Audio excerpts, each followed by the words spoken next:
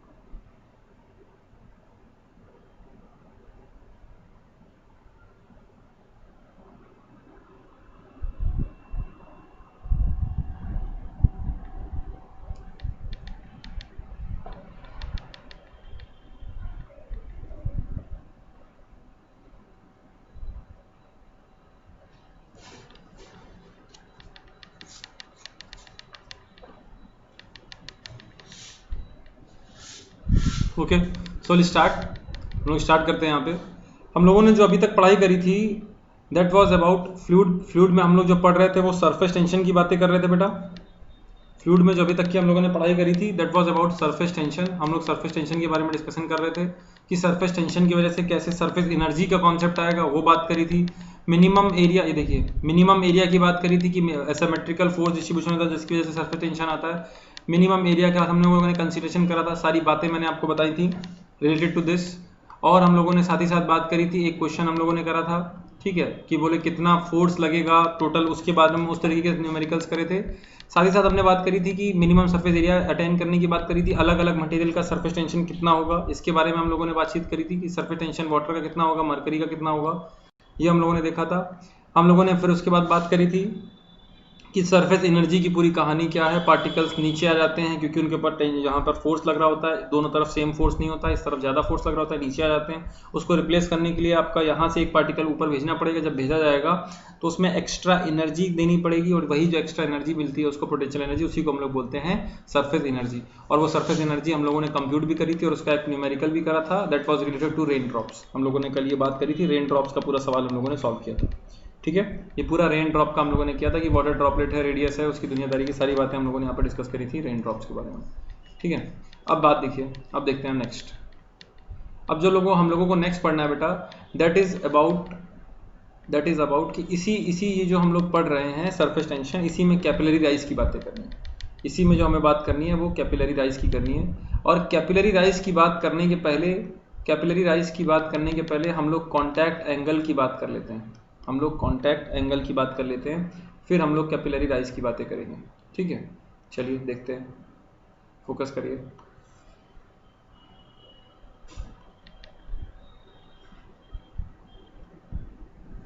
तो here we are going to discuss about contact angle.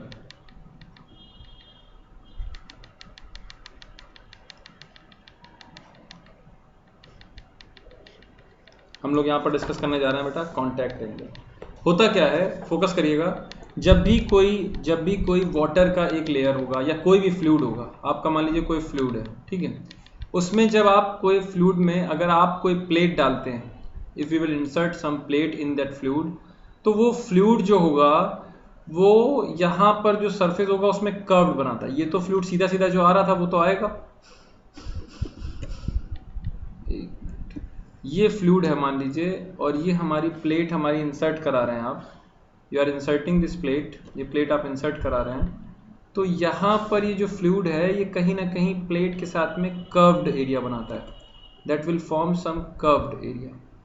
अब बात यह है कि ये कर्व्ड हमारा ऊपर की तरफ उठेगा, नीचे की तरफ उठेगा, वो एंगल कैसा बनेगा उसकी हम लोग अगर बात करें तो सबसे पहले हमें समझना होगा पॉइंट कि कॉन्टैक्ट एंगल को हम लोग बोलते क्या हैं। First will discuss about what is that contact angle, ठीक है। तो अगर हम लोग बात करें, अगर ये कॉन्टैक्ट एंगल होता है क्या, it is the angle between, किसके बीच में होगा, बिटवीन द टेंजेंट, जो हमारी टेंजेंट है सरफेस की, दोनों सरफेस की, एक तो सॉलिड सरफेस की और दूसरा लिक्विड सरफेस की। तो बोले एंगल बिटवीन द टेंजेंट, बोले कहाँ पे टेंजेंट प्लेन, किस पे, at the solid, at the solid एक तो हमारा सॉलिड पे जो टेंजेंट होगा वो सॉलिड सरफेस पे, एंड लिक्विड सरफेस, इन दोनों के बीच का एंगल जो होगा उसी को हम लोग बोलते हैं contact angle. That angle is referred as contact angle. इस एंगल को हम लोग बोलते हैं कॉन्टैक्ट एंगल। बोले ठीक है। अब यहाँ पर दो तरीके की बातें आती हैं कि कॉन्टैक्ट एंगल की वैल्यूज कितनी होंगी। ठीक है, तो सबसे पहले अगर हम लोग बात करें कॉन्टैक्ट एंगल, जो कि हमें पता होना चाहिए, तो फॉर दो चीज़ों के लिए याद कर रखते हैं। फॉर वाटर, एक तो वाटर के लिए, और दूसरा फॉर मरकरी। दो कॉन्टैक्ट एंगल हम लोग पढ़ लेते हैं। तो जैसे आपने सरफेस टेंशन के सवालों में देखा भी होगा, वाटर के लिए, for water this contact angle is 0 degree, and for mercury this contact angle is 140 degree. This mercury for this contact angle is 140 degree. Clear है यहाँ तक की बातें? तो कॉन्टैक्ट एंगल की जो बात करें अगर, तो वाटर के लिए ये 0 डिग्री होता है और मरकरी के लिए 140 डिग्री होता है। जरा देखेंगे सवाल में कैसे समझ में आएगा। तो मान लीजिए आपने ये प्लेट इंसर्ट करी, आपने एक प्लेट ये इंसर्ट करी, दो कैसे से आपने एक प्लेट ये इंसर्ट करी। जब आप प्लेट इंसर्ट करेंगे तो एक तो क्या मुद्दा है, हो सकता है कि लिक्विड आपका सरफेस इस तरीके से कर्व बनाए, इस तरीके से उठ जाए। ये आप जब प्लेट डालो तो लिक्विड कुछ इस तरीके से उठे आपका, कुछ इस तरीके से, या फिर क्या हो सकता है कि वो नीचे चला जाएगा, लिक्विड नीचे की तरफ इसके साथ में चला जाए। ठीक है, ऐसा कब क्या होगा? तो यहाँ पे देखिए, यहाँ पर एंगल कितना बन रहा है, यहाँ पर जो बेटा एंगल बन रहा है आपका, यहाँ पर जो एंगल आपका बन रहा है, ये एंगल इन दोनों के, ये एंगल कितना बन रहा है, ये this one angle is smaller than 90। तो जब हमारा एंगल स्मॉलर देन 90 रहेगा दोनों के बीच का, तब हमारा ये कुछ इस तरीके से उठेगा। और यहाँ पर देखिए ये सरफेस है, और यहाँ पर कॉन्टैक्ट एंगल हमारा ये, यहाँ से सरफेस से ये बन रहा है, और अगर ये है तो वैल्यू जो आएगी ये कितनी आ जाएगी, बोले greater than 90 degree, then that is greater than 90 degree. Clear है? तो अगर हम लोग यहाँ पर बात करें कॉन्टैक्ट एंगल की, तो दो तरीके का होता है। बोले for water it is 0, for mercury it is 140। एक तो ये याद रखना है, किसके किसके बीच में, जब हम लोग पानी में प्लेट डालते हैं तो एक तो या तो ये केस होगा कि पानी की प्लेट ऊपर की तरफ ऐसा उठेगा, या फिर ये नीचे की तरफ चला जाएगा। ऊपर की तरफ जा रहा है, that means that angle is less than 90। तो आपसे जो क्वेश्चन पूछा जा सकता है वो इस तरीके से पूछा जाता है कि अगर प्लेट में पानी ऊपर की तरफ उठ रहा है तो वो एंगल क्या है, बोले वो एंगल जो है वो 90 डिग्री से आपका कम है, और यहां पर क्या है, वो 90 डिग्री से ज्यादा है। ये हमारा खेल है कॉन्टैक्ट एंगल का। इसी से हम लोग बात करते हैं आगे की, then that is the important one, that is the capillary rise. Capillary rise due to the surface tension, इसकी हम लोग बातें करते हैं। तो होता क्या है, ये बात तो मैंने आपको बता दी थी, तय थी।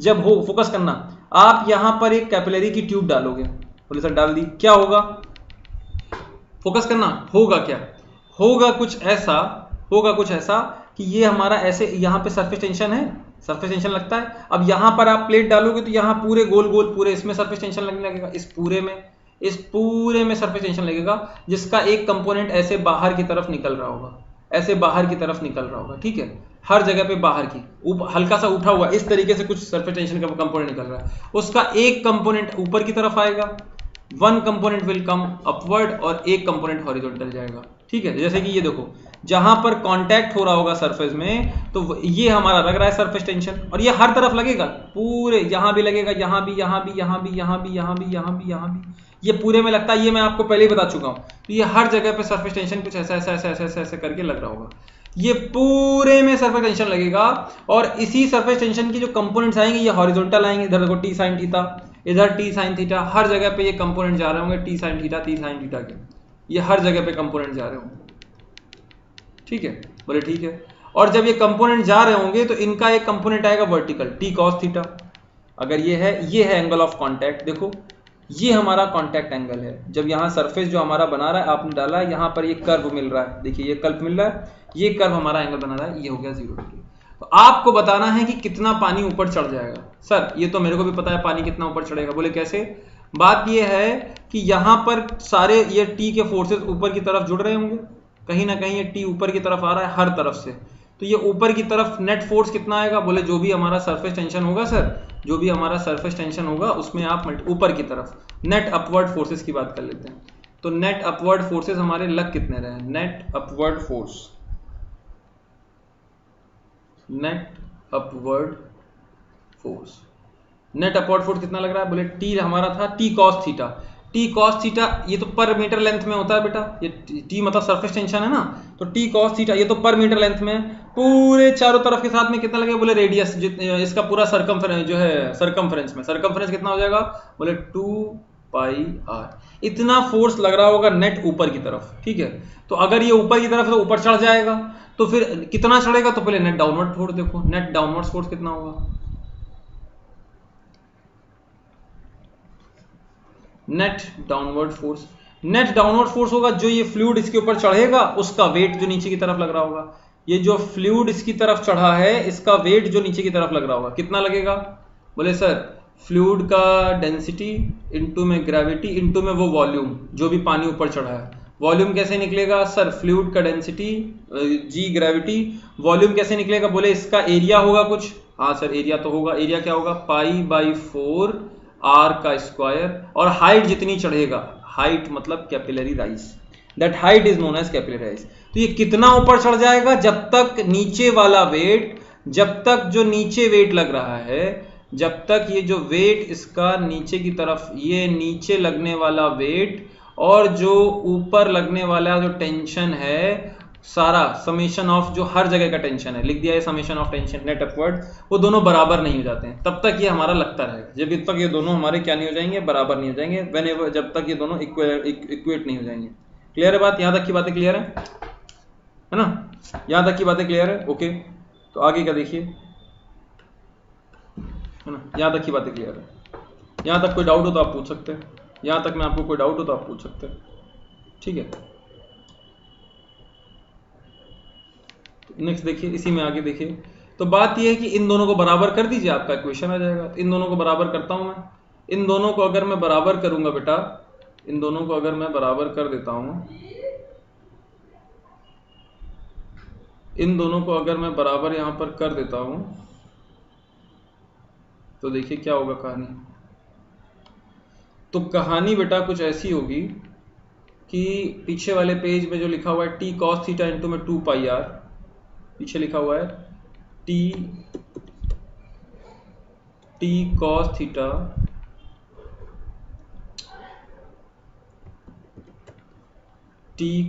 थीटा इंटू में 2 pi r, that will be equal to, इसके बराबर होगा जो वेट लग रहा होगा नीचे की तरफ, रो इंटू में जे, रो इंटू में जी, इंटू में pi by 4 are square into में एच सी। देखो दोनों फोर्सेस बराबर कर दिए।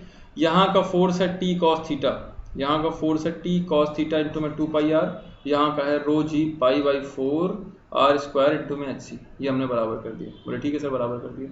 अब यहाँ पर आप कंप्यूट कर लो, पाई और पाई कैंसल हो जाएगा, बोले ठीक है सर हो जाएगा। आगे बताइए, यहाँ पर एच सी की वैल्यू निकाल लीजिए, एच सी की वैल्यू कितनी आ जाएगी, तो बोले सर ये 2 है, 2 के साथ में t इंटू में कॉस थीटा, बोले हाँ सर है। ये r से ये r कट जाएगा, बोले हाँ ठीक है। नीचे आ जाएगा रो इंटू में g इंटू में r, रो इंटू में g इंटू में r, और ये 4 हमारा ऊपर चला जाएगा, ओ सॉरी ये 4 तो रहेगा ही नहीं, अरे पाई बाई 4 डी स्क्वायर होता है, यहाँ तो r स्क्वायर लिखा हुआ है, 4 का तो कोई रोल ही नहीं है, यहाँ पे 4 का तो कोई रोल ही नहीं है, पाई बाई 4 डी स्क्वायर होता है। सर्कल का एरिया कितना होता है पाई बाई 4 डी स्क्वायर, तो 4 से तो कोई मतलब ही नहीं। तो जो आ जाएगा वो कितना आ जाएगा 2t कॉस थीटा अपॉन में रो जी आर, ये हमारा फॉर्मूला आ जाएगा, हमारा ये फॉर्मूला आ जाएगा हाइट कैपिलरी राइज निकालने के लिए, capillary rise for computing capillary rise in water. ठीक है, यहाँ तक कोई डाउट हो तो आप पूछ सकते हैं, if you have any doubt regarding this, यहाँ तक में कोई परेशानी हो तो आप पूछ सकते हैं। अगर आगे हम लोग बात करें बेटा, नेक्स्ट हम लोग डिस्कस करते हैं। देखिए तो यहां से जो नेक्स्ट हम लोगों को चलना है वो है एक सवाल, हम लोग एक सवाल यहां पर करते हैं, we will do one question. ठीक है, एक क्वेश्चन करते हैं बेटा हम लोग। देखिए एक क्वेश्चन है मेरे पास आपके लिए, तो क्वेश्चन इज, क्वेश्चन क्या है वो देखिए,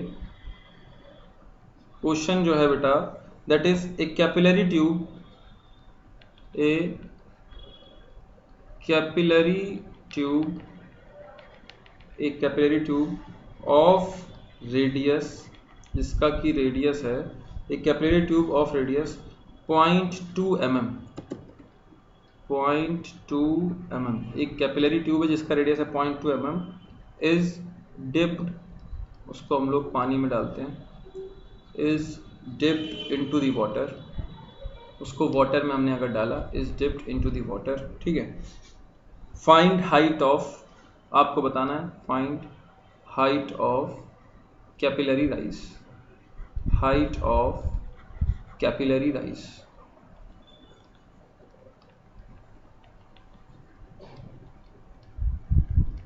कैपिलरी राइज की हाइट कितनी होगी, ठीक है, फोकस करिए, कैपिलरी राइज की हाइट कितनी होगी। तो बोले सर इसमें हमको कुछ चीज़ें बताइए, सिग्मा की वैल्यू मतलब सरफेस टेंशन की वैल्यू कितना है, जिसको आप टी बोलते हैं। तो सरफेस टेंशन जो हो जाएगा वो कितना हो जाएगा, बोले आपको पता है 0.075 न्यूटन पर मीटर। ये वैल्यू आपको दी ना हो तो भी आपको याद होनी चाहिए कि सरफेस टेंशन की वैल्यू 0.075 न्यूटन पर मीटर होती है, ठीक है। और बाकी वैल्यू कोई दी नहीं हुई, जैसे आपको जरूरत होगी वैसे निकाल लेंगे।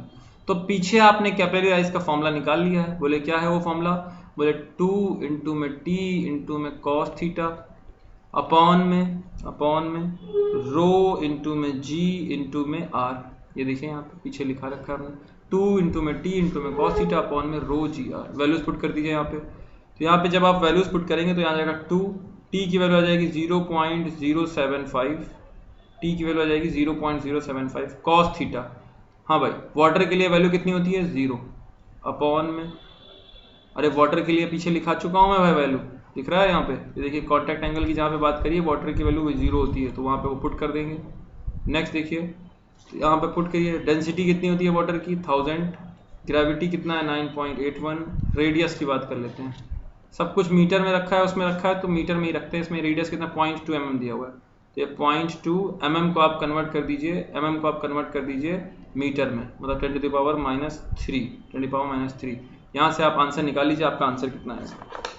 अगर यहाँ से आप आंसर निकालेंगे तो 2 इंटू 0.075 इंटू में कॉस थीटा की वैल्यू 1, बोले हाँ, इंटू में जो नीचे का 10⁻³ है वो 1000 की फॉर्म में आ जाएगा, ऊपर वाला नीचे 1000 कट जाएगा, डिवाइडेड बाई 9.81 आ जाएगा और डिवाइडेड बाई 0.2 आ जाएगा। कहीं ना कहीं ये वैल्यू 0.076 के आसपास आ जाएगी, 0.07645 मीटर में। ये सब कुछ आपने न्यूटन मीटर में रखा है, यहाँ पे केजी पर मीटर क्यूब में रखा है, ये मीटर पर सेकंड स्क्वायर में रखा है, ये मीटर में रखा है। तो ये सारी चीज़ें आप कंप्यूट करेंगे तो आपका कुछ इस तरीके से आप ऐसे भी देख सकते थे डायरेक्ट, ये हमारा 1000 से 1000 कट गया, ये 2 से 2 कटा, यहाँ पे ऊपर 10 आ गया है। आप 0.75 को 0.81 से डिवाइड कर दीजिए तो आपका जो वैल्यू आ जाएगा वो 0.07645 ये हमारा आ जाएगा मीटर में। This will come in meters. Clear है बात, यहाँ तक की बातें क्लियर है। नेक्स्ट देखिए आगे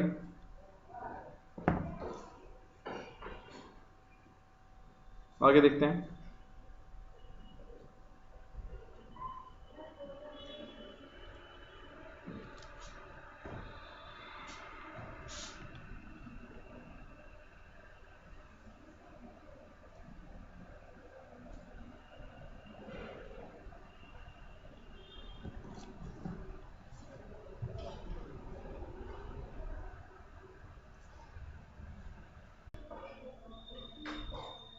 तो यहाँ पर ऐसा कुछ हो जाएगा, that will come is equal to HC की वैल्यू हमारी आ जाएगी 0.07645 मीटर। ये यहाँ पर हमारा ये वैल्यू आ जाएगा। क्लियर है। इसके बाद अगर हम लोग बात करें, नेक्स्ट अगर हम लोग डिस्कस करें तो हमें अब इसके बाद पढ़ना है viscosity. Next topic is regarding viscosity, हम लोगों को विस्कोसिटी पढ़नी है, ठीक है।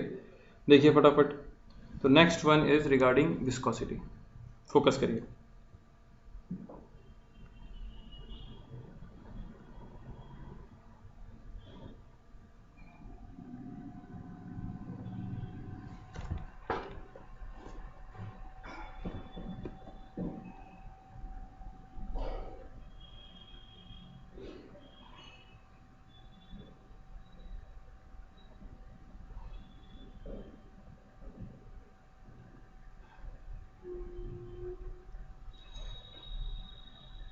सो विल डिस्कस, हम लोग यहाँ पर विस्कोसिटी की बात करते हैं बेटा, हम लोग विस्कोसिटी की यहाँ पर बातें करते हैं।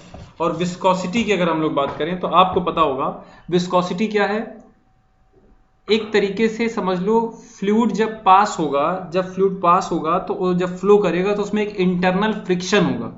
It will have some internal friction, that is the property of fluid, जिसकी वजह से हमारा इंटरनल फ्रिक्शन होगा, उसी को हम लोग बोलते हैं विस्कोसिटी। तो विस्कोसिटी की अगर हम लोग डेफिनेशन पॉइंट ऑफ व्यू से बोलें तो हम लोग क्या बोलते हैं कि इसमें एक internal, it is the internal friction of the fluid. Viscosity क्या है, बोले it is the internal friction, it is the internal friction of the fluid, fluid का internal friction of the fluid, यह हमारे फ्लूइड का इंटरनल फ्रिक्शन है। Clear बात।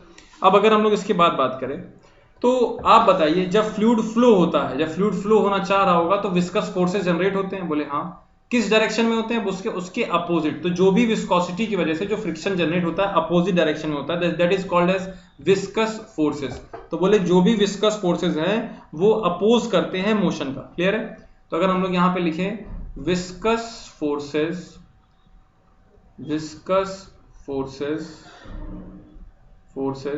Opposes viscous force oppose करते हैं, viscous forces opposes the flow of.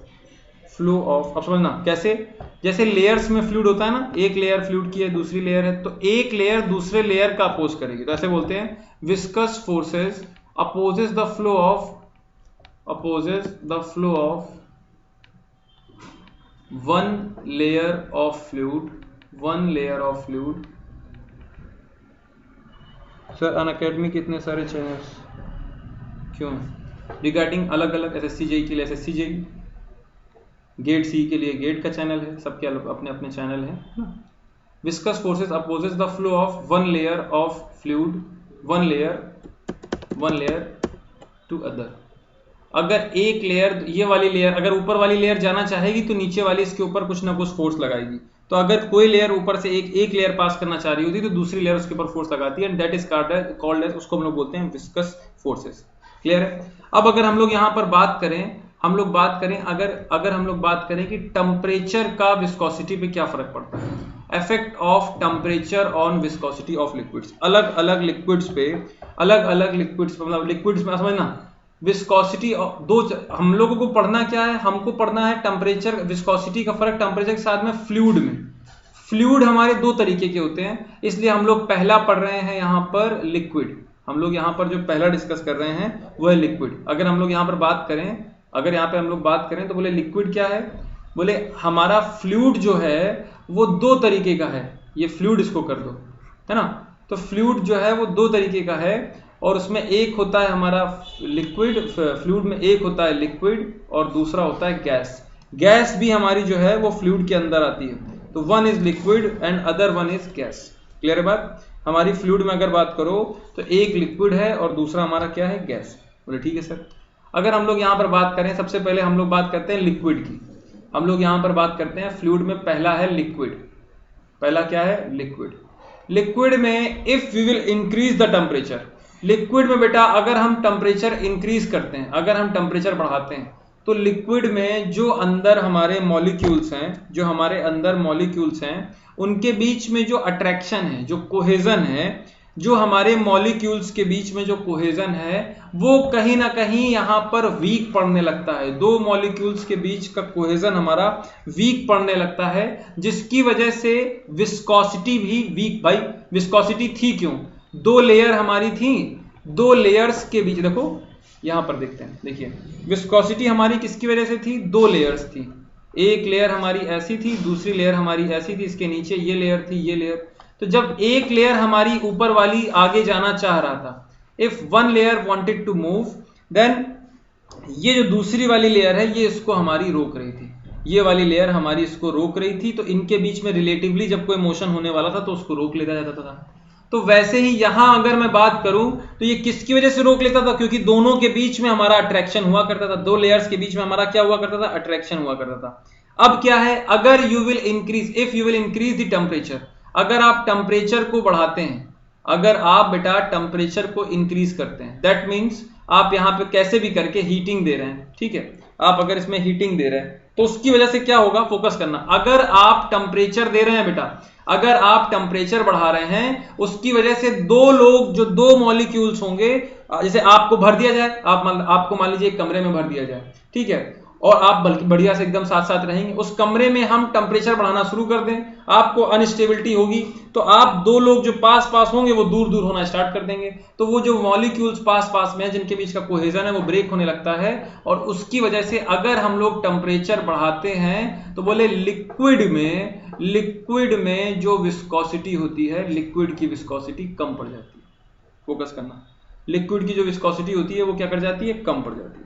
ठीक है, तो हम लोग अगर यहां पर बढ़ाते हैं तो लिक्विड की विस्कोसिटी हमारी कम पड़ जाती है। लेकिन अगर यही बात हम लोग गैसेज में करें, यही बात हम लोग क्या करें, गैसेज में करें, बोले गैसेज में कैसे क्या करें, देखिए जरा, अगर यही बात हम लोग गैसेज में करें, देखो effect of temperature on viscosity of gases. Gases में होता क्या है, मॉलिक्यूल पार्टिकल्स हमारे ऐसे से दूर दूर हैं, ठीक है, दिख रहे हैं आपको साफ साफ।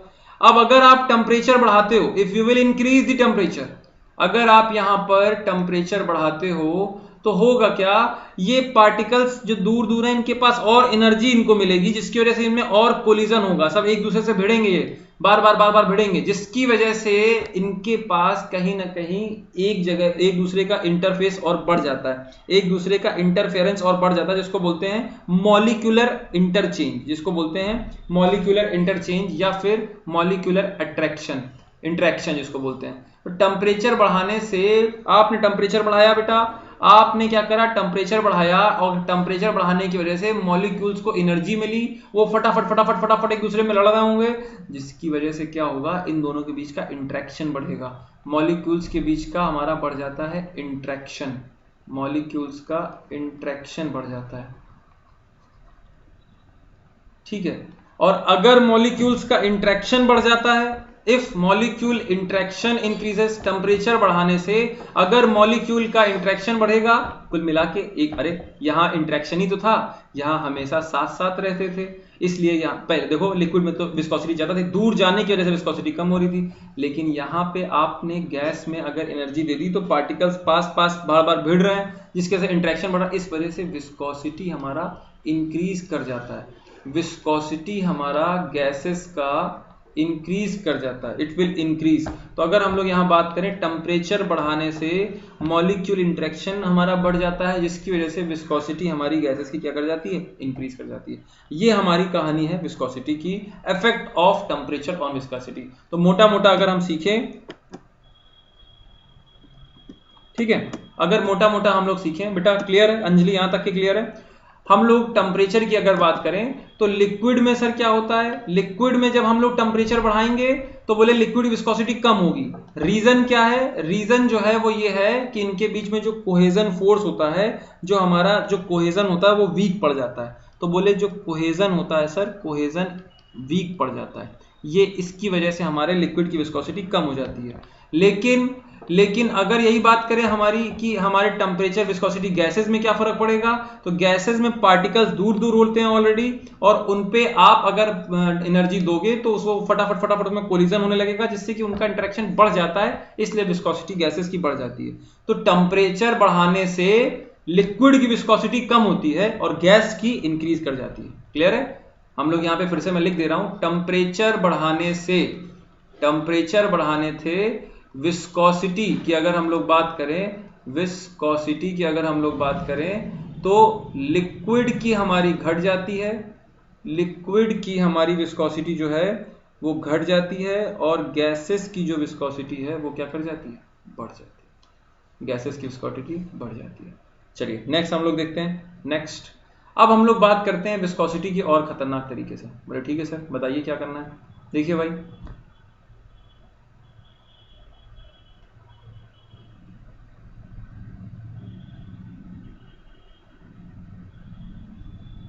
अगर हम लोग बात करें विस्कोसिटी की यहाँ पे और, ठीक है, तो होता क्या है, फ्लूइड, अगर हम लोग मोटा मोटा बात करें, फ्लूइड की प्रॉपर्टी होती है, फ्लूइड की एक प्रॉपर्टी होती है, फ्लूइड हैज ए टेंडेंसी, अगर बात करें टेंडेंसी, अगर कोई सॉलिड लेयर मिलेगा तो वो उसके ऊपर चिपक जाएगा।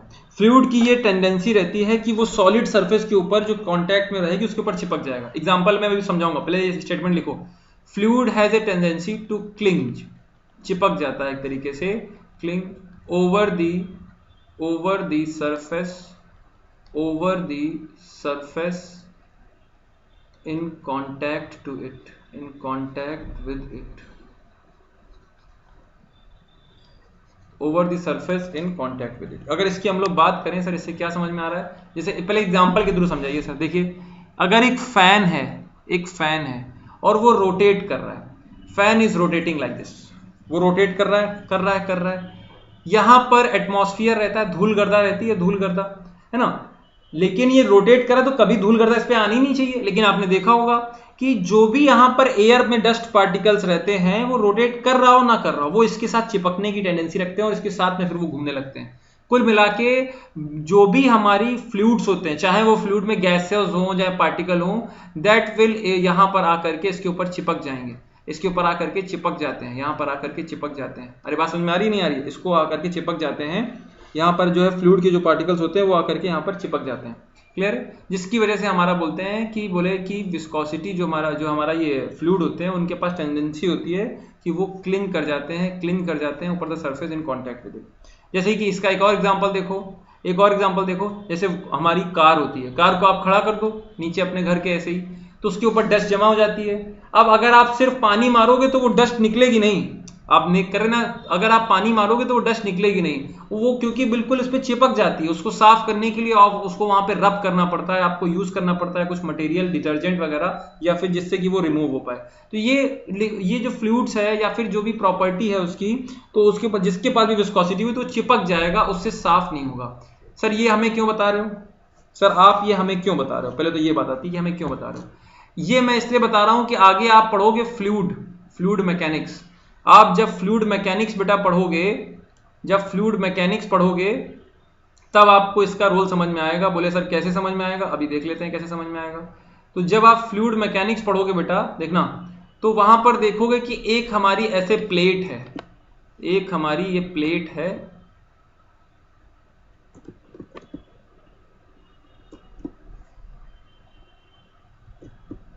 एक हमारी ये प्लेट है, ठीक है। ये बात समझ में आ गई ना अंजलि? ये क्लियर है ना कि ये विस्कोसिटी का यहाँ पे जो फ्लूइड होते हैं, जो पॉइंट मैं समझाना चाह रहा हूँ, जो हमारे ये फ्लूइड्स होते हैं, तो फ्लूइड्स में एक टेंडेंसी होती है कि वो सरफेस के ऊपर चिपक जाते हैं। यहाँ पे जैसे ये चिपक जाता है, पंखा चाहे जितनी जोर चल रहा हो, आपको 15-20 दिन में, 1 महीने बाद जब देखोगे तो आपको प्रॉपर्ली उसकी सफाई करनी पड़ेगी, है ना, क्योंकि वहां पर धूल चिपक गई होगी, जो भी सराउंडिंग में धूल होगी वो इसके ऊपर चिपक गई होगी।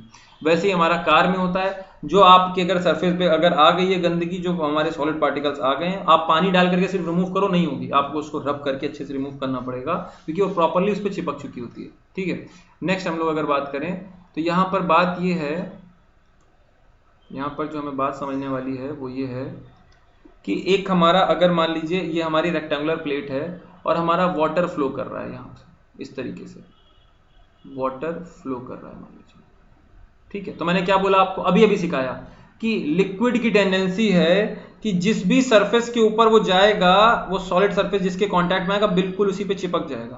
तो यहां पर तो वो एकदम स्टॉप कर जाएगा, रुक जाएगा, अब वो प्लेट के हिसाब से मूव करेगा। ये जो पहला फ्लूइड यहाँ पे जाएगा वो इसके साथ रुक जाए, अगर ये रेस्ट पे रहेगा तो ये वाला फ्लूइड का लेयर भी रेस्ट पे रहेगा। क्लियर है? तो यहाँ पर वेलोसिटी जो इस वाले फ्लूइड पे है, ये थोड़ा सा बना रहा है, पूरा नहीं दिखा रहा है, थोड़ा सा बनाएंगे तो अच्छे समझ में आएगा। तो ये जब फ्लूइड पास करेगा, ये जो फ्लूइड है ये जब पास करेगा इसके ऊपर से, थोड़ा सा बना देते हैं, तो यहाँ पर उसकी टेंडेंसी रहेगी कि चिपक जाए। अब अगर यहाँ पे देखो, इस जगह पे जो वेलोसिटी रहेगी फ्लूइड की वो कितनी रहेगी? 0। इस जगह पे फ्लूइड की वेलोसिटी कितनी रहेगी? 0। अब फ्लूइड की टेंडेंसी है कि जो इसके ऊपर वाली लेयर रहेगी उसको भी रोकेगा वो। तो मान लीजिए पहले वेलोसिटी कुछ थी, टर्मिनल वेलोसिटी, अब यहां पर वेलोसिटी आएगी तो, पर उतनी नहीं होगी जितनी पहले होगी, क्योंकि इसको रोकेगा। अबे ऊपर वाले लेयर मूव करना तो चाहती है, ऊपर वाली लेयर मूव करना चाहती है, पर नीचे वाली जो यहाँ पे रुकी हुई है वो इसको भी रोकेगी। ये जाएगी पर इससे तो 0 तो नहीं होगी, वेलोसिटी होगी पर वहां वाली वेलोसिटी से काफी कम होगी। जो एक्चुअल वेलोसिटी है, वेलोसिटी जो होगी वो हमारी कम रहेगी। फिर उसके ऊपर का जो लिक्विड है, तो धीरे धीरे करके ये जो बंधन है वो धीरे धीरे छूटता जाएगा। तो एक हमारी एक यहाँ पर थिन लेयर बन जाती है, जिसको हम लोग बोलते हैं बाउंड्री फॉर्मेशन। हमारा बोलते हैं उसको क्या है? बोले बाउंड्री फॉर्मेशन। बोले कि यहाँ पर क्या होता है कि अगर ऐसे देखिए आप यूं, तो यहाँ पर आपको मिलेगी वेलोसिटी 0 मिलेगी इस जगह पे, और धीरे धीरे करके वो इस जगह पे जाते जाते ऊपर बढ़ रही होगी। विस्कस फ्लूइड की ये प्रॉपर्टी होती है, विस्कस फ्लूइड की प्रॉपर्टी होती है। यहां पर विस्कस फ्लूइड की प्रॉपर्टी होती है, ये जो विस्कोसिटी डिपेंड कर रही है, कितना फोर्स लगेगा वो इस बात पर डिपेंड करेगा कि वेलोसिटीज में कितना डिफरेंस है, du बाई डी वाई। ये अलग अलग जगह, यहाँ की u1 है, यहाँ की u2 है, और उसके बीच की दूरी कितनी है, इस बात पे जरूर डिपेंड करेगा कि विस्कोसिटी क्यों। समझो बात को, इन दोनों के बीच में डिफरेंस ज्यादा, इन दोनों के बीच में डिफरेंस ज्यादा, तो हमारा आप इसका मतलब क्या है, और दूर समझना, इन दोनों के बीच में डिफरेंस अगर ज्यादा आ रहा है और dy की वैल्यू कम है और डिफरेंस ज्यादा है, इसका मतलब क्या हुआ, इसका मतलब हुआ कि ये वैल्यू हमारी ज्यादा आ रही है, और ये वैल्यू ज्यादा आएगी तो विस्कोसिटी की वैल्यू एक्चुअल में क्या है, कम है। तो यहां पर एक बात हमें और समझ में आई, देखना ये जो फोर्स, शियर फोर्स लग रहा था उसके बीच में वो, और दूसरा डिपेंड करता है ये एरिया पे, फोर्स, विस्कस फोर्सेस की बात कर रहा हूं, चलो मैं स्ट्रेस की बात नहीं कर रहा हूं, फोर्सेस की बात कर रहा हूं, यहाँ पे मैं फोर्सेस की बात कर देता हूँ। तो विस्कस फोर्स एक तो डिपेंड करेगा इस बात पे, और दूसरा डिपेंड करेगा एरिया पे।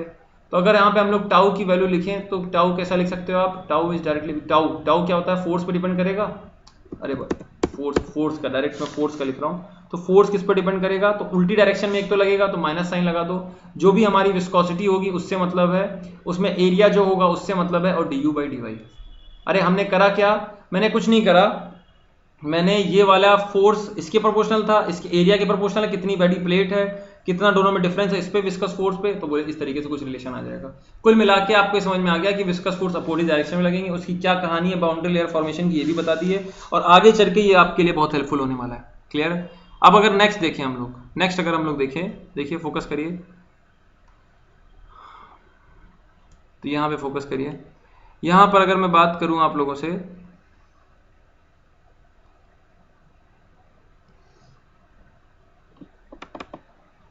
तो अब अगला है विस्कोसिटी की बात करते हैं। विस्कोसिटी की यूनिट क्या होगी, तो विस्कोसिटी में दो विस्कोसिटी है, एक है डायनामिक विस्कोसिटी, जिसको बोलते हैं डायनामिक विस्कोसिटी,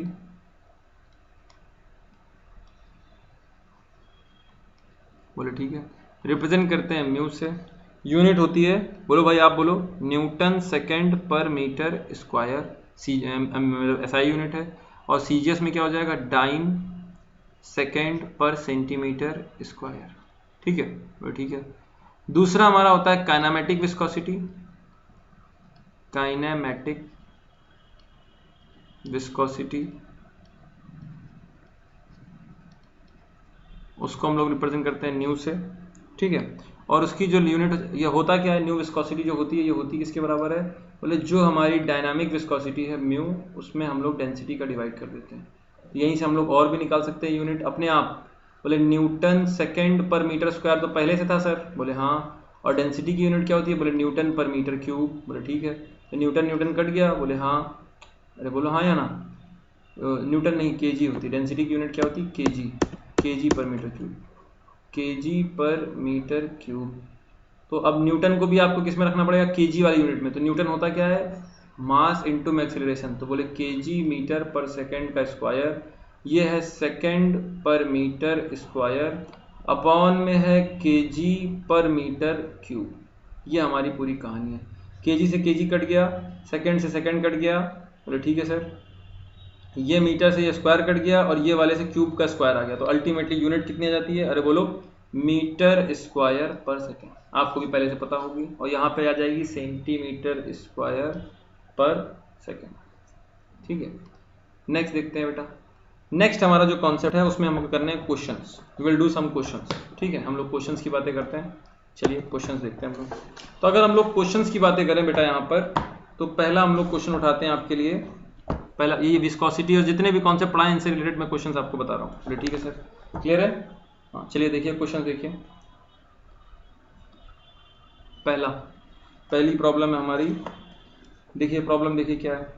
सबसे पहले तो हम लोग एक क्वेश्चन करते हैं कैपिलरी का, जो आज पढ़ा है, बोले कि हम लोगों ने कैपिलरी में कैपिलरी का क्वेश्चन कर लिया है, अब हम लोग करते हैं उसका क्वेश्चन आपका, ये क्या नाम है, और अभी आपको क्वेश्चन इसमें रिलेटेड है।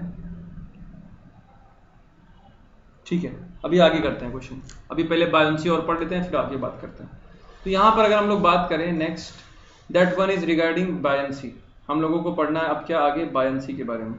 ठीक है, हम लोगों को डिस्कस जो करना है वो करना है बायोन्सी के बारे में, तो हम लोग यहाँ पे डिस्कस करते हैं। चलिए तो हमको करना है बायंसी। बायंसी है क्या? बायंसी एक फिनोमिना है, it is a phenomena. Phenomena क्या होता है इस फिनोमिना में? एक्चुअल में ये एक ऐसा फिनोमिना है कि जब कोई आदमी, जब कोई भी चीज, उसका वेट जो है वाटर में जाते हैं तो वो कम फील होता है। एयर में वेट ज्यादा फील हो रहा है मान लीजिए, और वाटर में वेट कम फील हो रहा है, मतलब लिक्विड में जाने में वेट कम फील हो रहा है। ये एक्सपीरियंस से बता रहा हूं, ऐसा नहीं है कि हमेशा ऐसा ही होगा। एयर में भी उसको, जैसे कि अगर आप एग्जाम्पल में देखो, जैसे कि आप अगर बात देखो कि ह्यूमन बॉडी, अगर ह्यूमन बॉडी की बात करो तो ह्यूमन बॉडी क्या करेगा? आपका ह्यूमन बॉडी वाटर में क्या करता है? फ्लोट करता है। बोले क्यों? क्योंकि इसकी डेंसिटी हमारी बॉडी की वाटर की डेंसिटी से कम हो जाएगी। बोले ठीक है। और अगर आप एयर में बात करो तो हीलियम से, अगर हीलियम गैस अगर किसी में गए उसमें फिल्ड कर दो, हीलियम गैस अगर बैलून में, तो क्या होगा? वो एयर में फ्लोट करेगी, है ना। तो वो क्या किस में फ्लोट करेगा ये डिपेंड करेगा कि बायंसी का पूरा खेल क्या है। अरे बात समझ में आ रही है नहीं आ रही है? बोलो भाई, यहां तक की बातें क्लियर है? हाँ ठीक है, तो यहां तक की बातें क्लियर है। तो हमारा ये एक ऐसा फॉर्मूला है। तो बायंसी से हम लोगों ने समझा कि क्या है। बोले जब भी हम लोग वाटर में किसी चीज को इमर्स करते हैं तो उसका वेट हमारा रिड्यूस हो जाता है। जब भी हम वाटर में किसी चीज को इमर्स करते हैं उसका वेट हमारा क्या हो जाता है? रिड्यूस हो जाता है। और अगर इसका कॉन्सेप्ट हम लोग उठाएं तो इसमें आर्किमिडीज साहब ने प्रिंसिपल दिया। आर्किमिडीज साहब ने देखा पानी में, अपना कुछ करा होगा आर्किमिडीज ने, तो कैसे क्या किया होगा उसकी हम लोग बातें कर रहे हैं। तो देखिए, आर्किमिडीज साहब ने प्रिंसिपल दिया कि किसी भी बॉडी को अगर पानी में डालेंगे, किसी भी बॉडी को अगर हम लोग वाटर में डालेंगे, फोकस करें ना, यहां पे मैं दिखा रहा हूं, किसी बॉडी को अगर हम वाटर में डाल रहे हैं, आर्किमिडीज ने प्रिंसिपल दिया। तो पहले देखो, आपको समझना कैसे है। तो पहले हम लोग बायंट फोर्स समझते हैं, बायंसी के पहले, आर्किमिडीज के पहले बायंट फोर्स समझते हैं। तो अगर हम किसी बॉडी को यहां डाल रहे हैं पानी में, ठीक है, तो होगा क्या? यहां पर हर जगह प्रेशर लगने लगेगा, बायंट फोर्सेस की फॉर्म में, इसमें हर जगह प्रेशर लगने लगेगा। बात यह है कि यहां का प्रेशर और यहां का प्रेशर में फर्क रहेगा, मैं सिखा चुका हूं। यहां का प्रेशर कुछ और होगा, यहां का प्रेशर कुछ और होगा। तो इसके ऊपर जो नेट फोर्स आएगा, नेट फोर्स जो आएगा, that is called as buoyant force, that is called as buoyant force. उसको हम लोग बोलते हैं बायंट फोर्स। जो इस बॉडी पे नेट फोर्स आएगा उसी को हम लोग बोलते हैं बायंट फोर्स। फोकस करना, जब आप किसी चीज को पानी में डाल रहे हैं तो उस पर हर जगह पे प्रेशर लग रहा है। फोकस करना, किस बात पे डिपेंड करेगा वो भी सब देख लेंगे। तो यहां पर हर जगह पे प्रेशर लग रहा है, इस बॉडी पे हर जगह पे प्रेशर लग रहा है। इस बॉडी पे इधर से भी प्रेशर लग रहा है, इधर से भी लग रहा है, इधर से भी लग रहा है, सब जगह से लग रहा है। लेकिन आपको पता है कि यहां वाला जो होगा वो ज्यादा होगा, यहां वाला कम होगा, तो नेट प्रेशर अपवर्ड डायरेक्शन में आ जाएगा। नेट जो प्रेशर होगा वो अपवर्ड डायरेक्शन में आ जाएगा। तो वो जो नेट फोर्स होता है उसी को बोलते हैं बायंट फोर्स। अरे क्लियर है कि नहीं क्लियर है? और आर्किमिडीज साहब ने ही पूरा कंप्यूट करा क्या, कि अगर किसी बॉडी को हम लोग वाटर में डालेंगे, अगर आर्किमिडीज साहब ने प्रिंसिपल में क्या बोला, आर्किमिडीज प्रिंसिपल से उन्होंने अपने प्रिंसिपल में जितना भी उन्होंने प्रूफ करा, डिराइव करा, उससे हमको ये समझ में आया कि अगर किसी भी चीज को हम लोग पानी में डालेंगे तो उस पर बायंट फोर्स कितना लगेगा ऊपर की तरफ।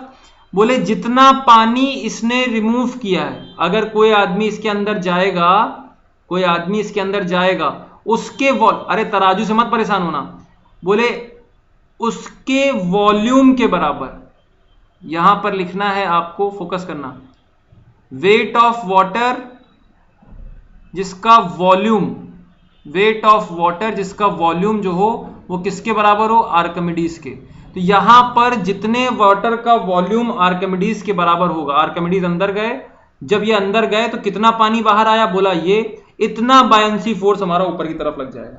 मैं फिर से बता रहा हूं, किसी भी बॉडी को अगर आपने पानी में डाला, किसी भी बॉडी को अगर आपने पानी में डाला, तो जितना बॉडी का वॉल्यूम होगा उतना पानी हमारा ये रिप्लेस करेगा, उतना हमारा पानी ये रिप्लेस करेगा।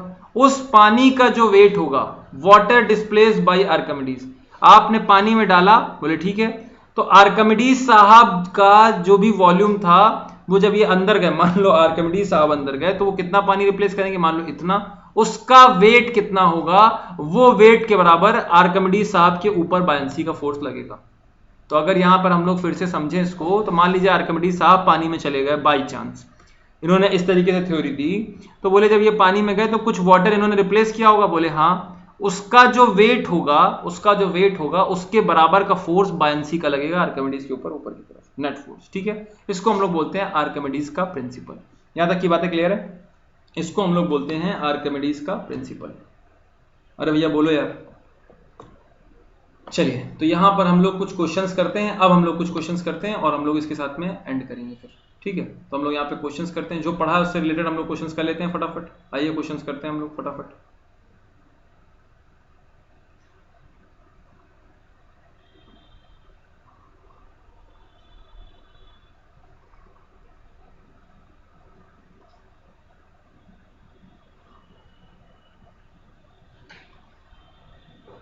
चलिए क्वेश्चंस करते हैं। देखिए प्रॉब्लम नंबर 1, पहली प्रॉब्लम हम लोग ट्राई करते हैं। ठीक है, चलिए देखिए, अगर हम लोग इफ एक कैपिलरी ट्यूब, जितने क्वेश्चन हमने सब कॉन्सेप्ट पढ़ा उसको सबको पढ़ लेते हैं। तो if A capillary tube is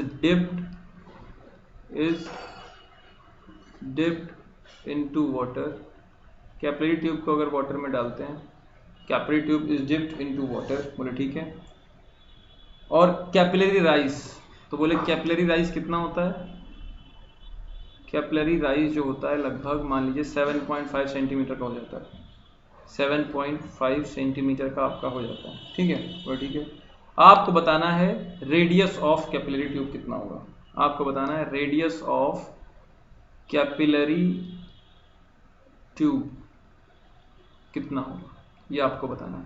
बाकी सारी वैल्यूज आपको अपने आप देखनी है, बाकी सारी वैल्यूज आपको अपने आप समझनी है, जो कि आपको पता होनी चाहिए। तो आपको ये बात पता है कि कैपिलरी राइज का फॉर्मूला क्या होता है? बोले सर वो तो आपने आज प्रूफ कराया है, एच सी बराबर, अरे बोलते रहो यार तुम लोग, हाँ, टू इंटू में जो भी हमारा सिग्मा होगा, ठीक है, इंटू में कॉस थीटा, अपॉन में रो, इंटू में जी, इंटू में आर। सर कैपिलरी राइज हमें क्वेश्चन में पता पड़ गया है, कितना है कैपिलरी राइज? बोले सर 7.5 सेंटीमीटर है। मीटर में कन्वर्ट करो इसको तुरंत, 7.5 सेंटीमीटर को मीटर में करेंगे 100 से डिवाइड कर देते हैं। बोले ठीक है। 2 टेंशन जो सिग्मा जो होता है उसकी वैल्यू कितनी होती है? 0.075। याद रखनी है भैया, आपको देगा नहीं। एंगल ऑफ कॉन्टैक्ट वाटर के लिए कितना होता है? बोले 0। ओके, अपॉन में डेंसिटी कितनी होती है? 1000। जी कितना होता है? 9.81। यहाँ से आपका निकल आएगा आर। फटाफट कंप्यूट करेंगे आर की वैल्यू कितनी आएगी। यहाँ से हम लोग फटाफट कंप्यूट करेंगे कि आर की वैल्यू हमारी कितनी आएगी। देखिए, तो यहाँ से अगर हम लोग कंप्यूट करेंगे तो आर हमारा कितना आ जाएगा? तो बोले 7.5 डिवाइडेड बाई 100 इंटू में 1000 इंटू में 9.81, ठीक है, डिवाइडेड बाई 2 डिवाइडेड बाई 0.075, है ना। जो भी वैल्यू आएगी आर है इसका इन्वर्स हो जाएगा, तो लगभग जो वैल्यू आ जाएगी 2.038 इंटू में 10⁻⁴ मीटर में। तो ये वैल्यू आ जाएगी कैपिलरी की 2.038 इंटू में 10⁻⁴ मीटर में। तो एमएम में कितनी आ जाएगी? बोले 10⁻³ से मल्टीप्लाई कर दीजिए तो -1 बचेगा, तो ये वैल्यू आ जाएगी 0.204। अगर 38 को करूँ तो ये आ जाएगी एमएम में। This is the radius of the capillary tube. Direct हमारा इस तरीके क्वेश्चन आ सकता है। हमारा ये क्वेश्चन का आंसर हो गया। क्लियर है? तो हमारा अगर यहाँ पे बात करें तो रेडियस हमारी ट्यूब की कितनी आ जाएगी? बोले 0.204 mm। इस तरीके से हमारी पूरी रेडियस आ जाएगी। ठीक है, नेक्स्ट क्वेश्चन देखिए, एक और क्वेश्चन करते हैं फास्ट। नेक्स्ट क्वेश्चन करते हैं बेटा, ठीक है। मान लीजिए 2 मरकरी की ड्रॉप्स थी, 2 मरकरी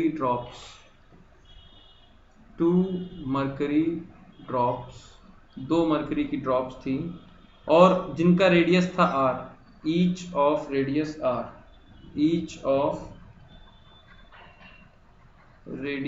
r, उनका रेडियस था r, ठीक है। वो मर्ज कर जाती हैं, merges to form a bigger drop. हमारा एक बिगर ड्रॉप बन जाता है, to form a bigger drop. आपको बताना है calculate the change in energy. मतलब आपको ये भी बताना है आइदर इंक्रीज हो रहा है या डिक्रीज हो रहा है, ये भी बताना है, और कितना हो रहा है ये भी बताना है, ठीक है। यहाँ पे फोकस करते हैं, कॉन्सेप्ट हमारा इसका पहले से क्लियर है। बोले 2 मरकरी की ड्रॉप थी जिसकी रेडियस थी r, ये R और R रेडियस की मरकरी की ड्रॉप हमारी मिल गई। इसकी भी रेडियस R थी और इसकी भी रेडियस R थी, दोनों का वॉल्यूम सेम होगा। जब इसको मिलाओगे और एक ड्रॉप बनाओगे, जब इसको मिला करके एक ड्रॉप बना दोगे बेटा, तो उसकी कुछ ना कुछ रेडियस रहेगी। बोले हाँ, कुछ ना कुछ तो रेडियस रहेगी कैपिटल R। और क्या रिलेशन रहेगा? बोले सर वॉल्यूम थोड़ी ना चेंज हो जाएगा, वॉल्यूम तो वही रहेगा। यहाँ पे वॉल्यूम कितना है? बोले यहाँ का वॉल्यूम है, फोकस करना, यहाँ का वॉल्यूम है, volume is equal to 4/3 pi R cube, और उसमें मल्टीप्लाई कर दीजिए 2 का, 4/3 पाई R क्यूब 2 का मल्टीप्लाई कर दीजिए। अगर इतना वॉल्यूम था तो वॉल्यूम यहाँ भी उतना ही रहेगा। बोले हाँ, तो वो जो वॉल्यूम होगा वो किसके बराबर होगा? 4/3 पाई R क्यूब इंटू में 2। ये दोनों जुड़ गए, ये भी R और ये भी R, और ये बराबर है किसके? बोले यहाँ की रेडियस निकल आएगी। रेडियस कितनी हो जाएगी? बोले 4/3, यहाँ का रेडियस कितना हो जाएगा? 4/3 पाई कैपिटल R का क्यूब। 4/3 कट गया, पाई से पाई कट गया, R हमारा कितना आ गया? तो बोले रूट ले लोगे तो उधर आ जाएगा क्यूब रूट ऑफ 2 इंटू में R, जो भी वैल्यू पहले आई थी उसका क्यूब रूट। ये हमारा नया वाला रेडियस आ जाएगा। अब अगर नया वाला रेडियस आ जाएगा तो उससे हमें दिक्कत नहीं है, हमें तो ये बताना है सरफेस एरिया कम होगा कि ज्यादा होगा। तो आप देख लो सरफेस एरिया, आपको पता है कि छोटे छोटे पार्टिकल जब होंगे तो सरफेस एरिया हमारा ज्यादा होगा। अबे coarse grain soil, fine grain soil पढ़ाई कर चुके हैं, तो अगर बड़े पार्टिकल का सरफेस एरिया निकालते हो तो कम निकल करके आता है, छोटे वाले का ज्यादा निकल के आता है। अरे हम तो एग्जैक्ट वैल्यू भी निकाल सकते हैं। बोले यहाँ पर सरफेस एरिया कितना आएगा? बोले 2 है तो 2 का पहले ही मल्टीप्लाई कर दो, और होता क्या है? 4 पाई R का स्क्वायर, ठीक है। और यहाँ का सरफेस एरिया देखो, सरफेस एरिया यहाँ का सरफेस एरिया ये पहले था 1, और ये सरफेस एरिया 2 का देखो, तो 2 का सरफेस एरिया कितना हो जाएगा? बोले यहाँ का रेडियस, तो यहाँ पे एक ही है पार्टिकल, बोले हाँ 4 पाई R स्क्वायर होता है, यहाँ पे कैपिटल R है तो पहले R स्क्वायर लिख दे रहा हूँ, और कैपिटल R की वैल्यू कितनी? 2 की पावर 1/3 ऐसा करके, तो वो पुट कर देते हैं। यहाँ आ जाएगा आपका 4 इंटू में पाई, और R स्क्वायर का मतलब हो गया, इधर देखो R स्क्वायर का मतलब होगा, इधर भी स्क्वायर आएगा तो इधर भी स्क्वायर आएगा तो इस पर भी स्क्वायर आएगा, तो R स्क्वायर का मतलब हो कितना जाएगा? बोले 2 की पावर 2/3, 2 की power 2/3 Q, sir Q1 line last HC is equal to 7.5, question 1 line last, एक मिनट, क्वेश्चन 1 लाइन लास्ट। हाँ भाई, ये ऐसा क्यों करा? 100 से डिवाइड इसलिए करा क्योंकि सेंटीमीटर में दिया हुआ था बेटा। 100 से डिवाइड मैंने इसलिए करा क्योंकि सेंटीमीटर में दिया हुआ था, तो उसको मीटर में कन्वर्ट करा। सेंटीमीटर से मीटर में जाने के लिए 100 से डिवाइड। अंजलि यही पूछ रही हो, सेंटीमीटर से मीटर में जाने के लिए 100 से डिवाइड। अरे क्लियर है बात? यहाँ तक की बातें क्लियर है? सेंटीमीटर से मीटर में जाने के लिए 100 से डिवाइड। बोलो भाई, है ना? तो यहाँ पे आ जाते हैं। यहाँ पे अगर हम लोग बात करें, यहाँ पे फोकस करिएगा, तो सरफेस एरिया दूसरे वाले का निकालते हैं। पहले वाले का तो निकल आया, दूसरे वाले में कितना हो जाएगा? तो बोले R बराबर, सर एक्चुअल में है क्या? तो R बराबर है 2 की पावर 1/3 इंटू में छोटा r, तो R का स्क्वायर अगर देखोगे तो कितना आ जाएगा? बोले 2 की पावर 2/3 इंटू में R स्क्वायर। क्लियर है? तो यहाँ पे वैल्यूज पुट कर दो, तो यहाँ पे आ जाएगा 2 की पावर 2/3 इंटू में R स्क्वायर। जरा इसको कंप्यूट करो, वैल्यू कितनी आ रही है? तो बोले ये 2 टाइम्स आ रहा है, ये देखो ये आ रहा है 4/r स्क्वायर का 2 गुना, ये आ रहा है 4/r का स्क्वायर का 4πr स्क्वायर का 2 गुना। बोले हाँ सर, r स्क्वायर का 2 गुना। और ये कितना आ रहा है? ये आ रहा है 2 की पावर 2/3 ऑफ 4πr स्क्वायर।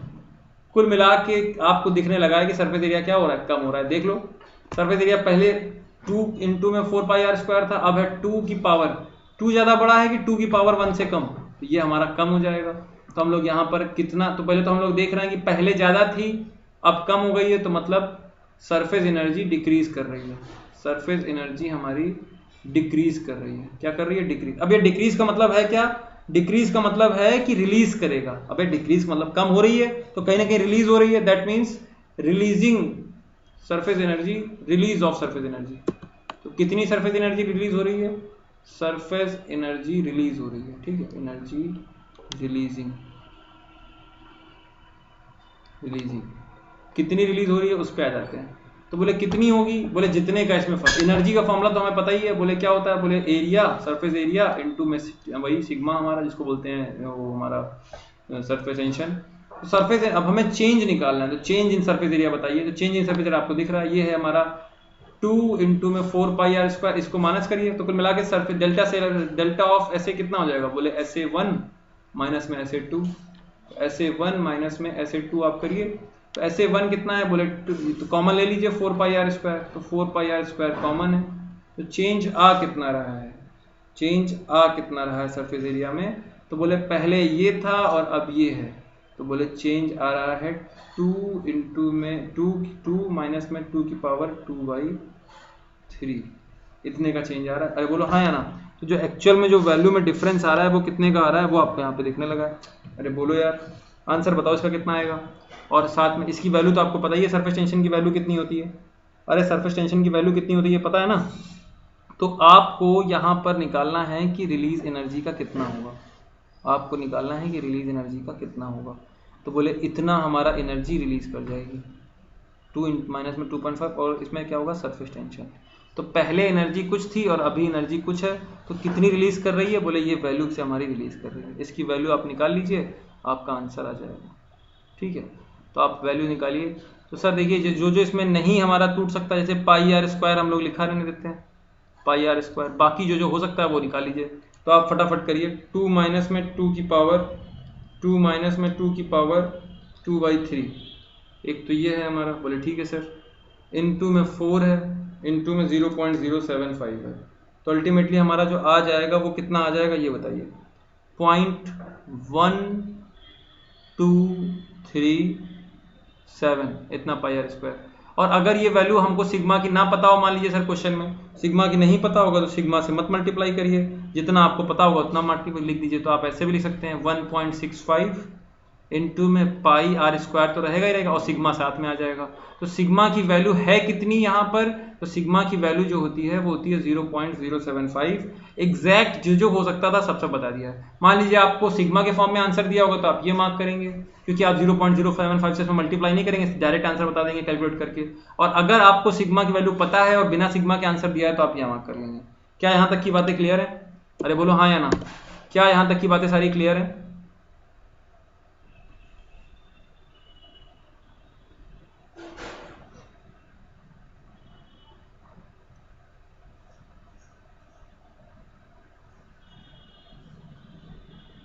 ठीक है, तो ठीक है बेटा, विल एंड द क्लास, यहाँ से हम लोग क्लास एंड करते हैं। ओके, मैं यहाँ से क्लास एंड करता हूँ। आप इन्वायरमेंट की क्लास में आ सकते हैं 6:30 से 7:30, 6:30 to 7:30 हम लोग बात करेंगे। वहाँ पर किस बारे में बातचीत करेंगे? 6:30 to 7:30 environmental engineering, disposal of waste water. हम लोग डिस्पोजल ऑफ वेस्ट वाटर के बारे में बेटा बातचीत करेंगे।